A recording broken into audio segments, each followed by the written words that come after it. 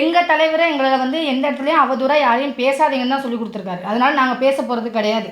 ஆனால் நீங்கள் ஏன் அந்த வேலையை செய்கிறீங்கன்னு தான் நான் கேட்குறேன். இதில் வந்து 2வது விஷயம், நான் உங்களை பர்சனலாக எந்த ஒரு அட்டாக்கும் பண்ணல. என்னோடய கேள்வி என்னென்னா, நீங்கள் ஒரு இடத்துல வச்சு பேசும்போது இன்னொருத்தனை சட்டையை பிடிச்சிருத்து அவர் கிளம்பிடுறாங்கன்னு வச்சுக்கோங்க, ஆன்சர் தெரியலன்னே வச்சுக்கோங்க, நீங்கள் புத்திசாலியாகவே இருக்கிறதாவே வச்சுக்கோங்க. உங்கள் புத்திசாலித்தனத்தை நீங்கள் கேமரா முன்னாடி மட்டுமே காட்டுங்களேன். இன்னொரு பொதுமக்கள் அவனுக்கு கேமரா முன்னாடி என்ன பேசணும்னு தெரியாமல் இருக்கலாம், இந்த வார்த்தையை சொன்னால் நம்மளை அரெஸ்ட் பண்ணுவாங்கன்னு தெரியாமல் இருக்கலாம், இல்லை இந்த வார்த்தையை நம்ம சொல்லக்கூடாதுங்கிறது கூட புரியாமல் இருக்கலாம். நீங்கள் வந்து ரொம்ப தெளிவாக நேக்காக இந்த வார்த்தையை சொன்னால் நம்மளை அரெஸ்ட் பண்ணுவாங்க, இந்த வார்த்தையை சொல்லலைன்னா நம்மளை அரெஸ்ட் பண்ண மாட்டாங்க அப்படின்னு உங்களுக்கு தெரிஞ்சிருக்கலாம்.